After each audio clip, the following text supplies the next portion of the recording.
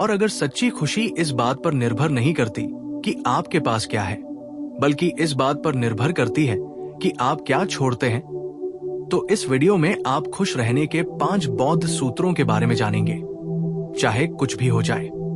बहुत से लोग उपलब्धियों, संपत्ति या रिश्तों में संतुष्टि की तलाश करते हैं, लेकिन जब वे इसे हासिल भी कर लेते हैं, तब भी उन्हें लगता है कि कुछ कमी है। क्या आपके साथ ऐसा हुआ है? बौद्ध धर्म कोई जादुई सूत्र नहीं देता, लेकिन ये एक क्रांतिकारी बात जरूर बताता है। दुख आसक्ति से पैदा होता है और खुशी उससे मुक्ति पाने से मिलती है। ये दुनिया से भागने के बारे में नहीं है, बल्कि जागरूकता के साथ उसमें बसने के बारे में है। बाहर की ओर देखना बंद करने के बारे में है, जो केवल भीतर से ही उभर सकती है। प्राचीन शिक्षाओं के माध्यम से बुद्ध ने हमें एक स्पष्ट मार्ग, 5 व्यावहारिक कुंजियां दी, जो मन को रूपांतरित करती है, हृदय को शुद्ध करती है और अराजकता के बीच भी शांति बहाल करती है। ये कोई धार्मिक संदेश नहीं है, ये एक मनोवैज्ञानिक और आध्यात्मिक मार्गदर्शिका है, जो सदियों और संस्कृतियों में फैली हुई है और आज भी जीवित है, क्योंकि ये अभी भी काम करती है। अंत तक बने रहें, क्योंकि आपको पता चल सकता है कि जिस चीज की आप हमेशा से तलाश कर रहे थे, वो पहले से ही आपके भीतर मौजूद है, जागृत होने की प्रतीक्षा में। पहली कुंजी, बुराई मत करो, भलाई करो, आत्मा को शुद्ध करो। बुद्ध इसे इस प्रकार संक्षेप में प्रस्तुत करते हैं। यही बुद्धों की शिक्षा है। धूर्तता और प्रतिस्पर्धा को पुरस्कृत करने वाली दुनिया में ये वाक्यांश भोला भाला लगता है, लेकिन इसमें एक शक्तिशाली रसायन है। जब हम शब्दों, कर्मों या विचारों से नुकसान पहुंचाना बंद कर देते हैं, तो हम दुखों को बढ़ाना बंद कर देते हैं, और जब हम भलाई करते हैं, तो हम मन को आक्रोश, अपराध बोध या ईर्ष्या से मुक्त कर देते हैं। आत्मा को शुद्ध करना कोई रहस्यमय कार्य नहीं है। इसका अर्थ है इसे दूषित करना बंद करना, अपने विचारों पर नजर रखना, अपनी भाषा का ध्यान रखना और करुणा से कार्य करना। इसका अर्थ है प्रत्येक दिन को उद्देश्यपूर्ण ढंग से चुनना। क्या मैं शांति या संघर्ष पैदा कर रहा हूं? क्या मैं राहत का स्रोत बन रहा हूं या बोझ? ये अपराध बोध को कमजोर किए बिना अपनी गलतियों को पहचानना और विनम्रता से उन्हें सुधारना भी है। क्या आपने कभी अपराध बोध के साथ कुछ किया है और फिर चैन से सो नहीं पाए हैं? यह आपकी आत्मा की आवाज है, जो शुद्धिकरण की मांग कर रही है। पहली कुंजी है व्यावहारिक नैतिकता। अपने कर्मों को शुद्ध करें और आपका मन सांस लेगा, आपका परिवेश भी बदल जाएगा। दूसरी कुंजी, आत्मा को नियंत्रित करें और इच्छाओं पर विजय प्राप्त करें। इच्छा अग्नि की तरह है, ये गर्म करती है लेकिन जलाती भी है। बौद्ध धर्म इसकी निंदा नहीं करता, बल्कि इसे दुखों का मूल मानता है। जब मन सुखों, उपलब्धियों या स्वीकृति के पीछे भागता है, तो वो वर्तमान को खो देता है। अपनी आत्मा के स्वामी बने, उसे अपने ऊपर हावी न होने दे। ये नियंत्रण दमन नहीं, बल्कि स्पष्टता है। ये कार्य करने से पहले जो कुछ भी घटित होता है, उसे देखने का एक दैनिक प्रशिक्षण है। इच्छा से ग्रस्त आत्मा सब कुछ चाहती है, अधिक पसंद, अधिक वस्तुएं, अधिक शक्ति, लेकिन कुछ भी पर्याप्त नहीं होता। ये एक अथाह गड्ढा बन जाता है, हमेशा असंतुष्ट। आंतरिक नियंत्रण का अभ्यास करना तूफान में जहाज की पतवार थामने जैसा है। आप समुद्र से बच नहीं सकते, लेकिन आप ये तय कर सकते हैं कि कैसे आगे बढ़ना है। इसके लिए विराम, सांस और आवश्यक के पक्ष में तात्कालिक को ना कहने का साहस चाहिए। कौन तय करता है कि आप कैसा महसूस करते हैं? आप या आपके आवेग? आपकी आंतरिक चुनौती पर कौन शासन करता है, बुद्धिमत्ता या तात्कालिकता? तीसरी कुंजी, स्वतंत्रता के रूप में वैराग्य। वैराग्य सब कुछ त्यागना नहीं है, ये बंधनों से मुक्त होना है। ये चीजों को वैसी ही देखना है जैसी वे हैं, क्षणभंगुर, परिवर्तनशील, अनियंत्रित। बुद्ध ने इसे स्पष्ट रूप से कहा था, जीवन क्षणभंगुर है। जो कुछ भी जन्म लेता है वह मर जाता है। फिर भी हम क्षणभंगुर चीजों से चिपके रहते हैं। जीवन, स्वास्थ्य, रिश्ते, उपलब्धियां, मानो वे शाश्वत हो, मानो वे हमारी अपनी हो। लेकिन सच्चाई यह है कि जो कुछ आता है वो जाता भी है, और यहीं से दुख का जन्म होता है। जब हम उदासीनता के बिना बल्कि जागरूकता के साथ वैराग्य का विकास करते हैं तो आघात कम कष्ट देता है। ये रस्सी को अचानक से खींच लिए जाने के बजाय शांति से उसे छोड़ देना सीखने जैसा है। वैराग्य हृदय को ठंडा नहीं करता, ये उसे हानि के भय से मुक्त करता है। ये उसे सच्चे प्रेम के लिए खोलता है, ऐसा प्रेम जो न तो मांगता है और न ही अधिकार रखता है। बिना चिपके प्रेम करना, बिना निर्भर हुए पाना, बिना टूटे खोना, ये कृतज्ञता के साथ गले लगाने और शांति से जाने देने का अभ्यास है। कुंजी 4, भावनात्मक औषधि के रूप में करुणा। बुद्ध कहते हैं, बुद्ध की आत्मा दया है।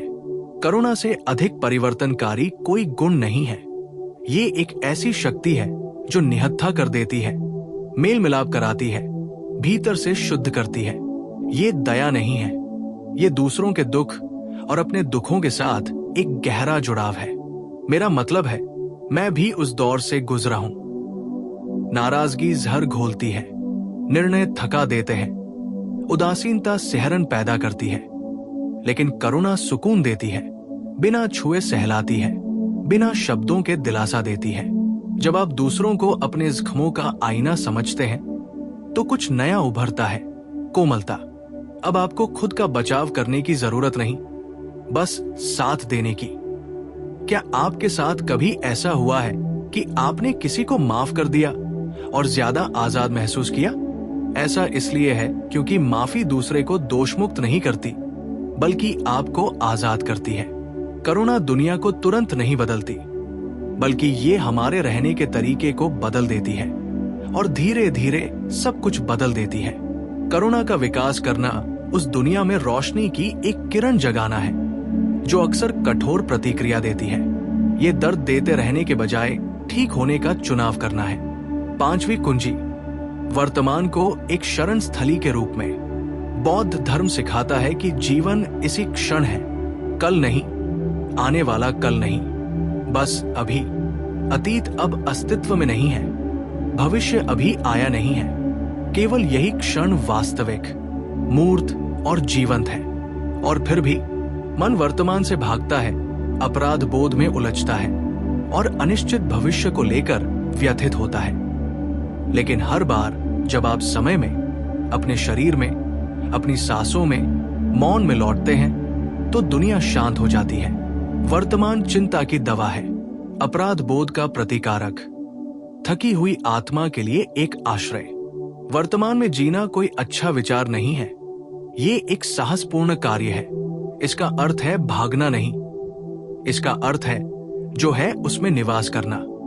यदि आप ऐसा करते हैं तो आप सभी दुखों को छोड़ पाएंगे, इसलिए नहीं कि वे गायब हो जाते हैं, बल्कि इसलिए कि अब आप उनसे नहीं लड़ते। आपको सब कुछ समझने की जरूरत नहीं है, आपको बस समय पर बार बार लौटने की जरूरत है, जैसे कोई घर लौटता है। रोजमर्रा की जिंदगी की आपाधापी में आप इन कुंजियों का उपयोग कैसे कर सकते हैं? सरल से शुरुआत करें। कार्य करने से पहले खुद से पूछें कि क्या आप अपनी शांति में कुछ जोड़ रहे हैं या घटा रहे हैं। ये एक प्रश्न आपके पूरे दिन को पुनर्निर्देशित कर सकता है।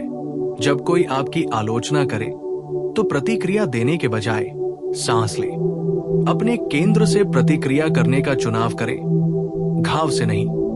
जब कुछ आपकी उम्मीद के मुताबिक न हो तो याद रखें, ये भी बीत जाएगा। जिंदगी एक गति है, कोई वाक्य नहीं।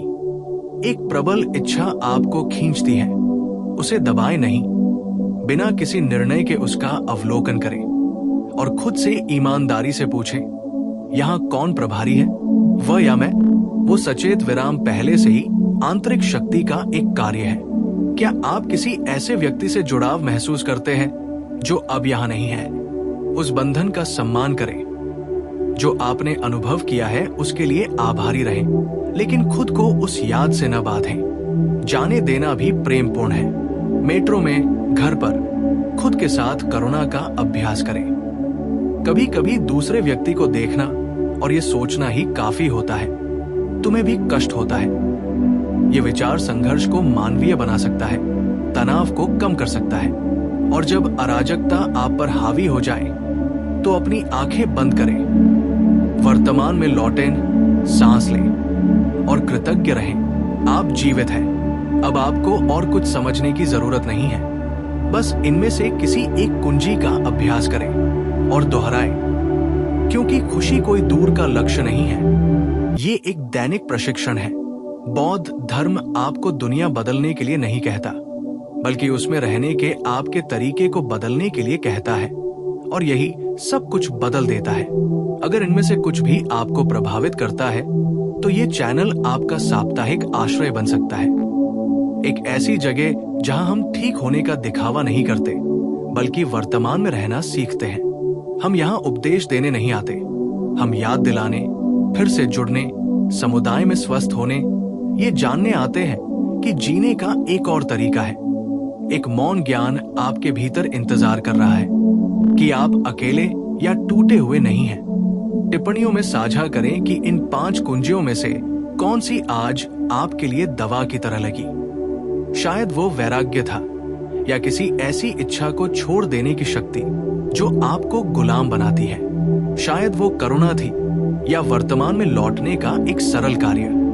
जो भी हो, उसे लिख लें, क्योंकि जब आप उसे नाम देते हैं तो आप उसे एकीकृत करते हैं, और जब हम उसे साझा करते हैं तो वो और भी मजबूत हो जाती है। और अगर आप किसी ऐसे व्यक्ति को जानते हैं जो शोर में फंसा रहता है, तो ये संदेश उसके साथ साझा करें। ये वह प्रकाश हो सकता है जिसकी उसे जरूरत थी, या उसके जागरण की शुरुआत। वो शुरुआती पंक्ति याद है, खुशी इस बात पर निर्भर नहीं करती कि आपके पास क्या है, बल्कि इस बात पर निर्भर करती है कि आप क्या छोड़ते हैं। अब ये सिर्फ एक विचार नहीं, बल्कि एक संभावित अनुभव है, क्योंकि जब आप सचेतन रूप से सब कुछ छोड़ देते हैं तो आप हल्के हो जाते हैं, और उस हल्केपन से ही स्वयं तक पहुंचने का सच्चा मार्ग शुरू होता है। ओह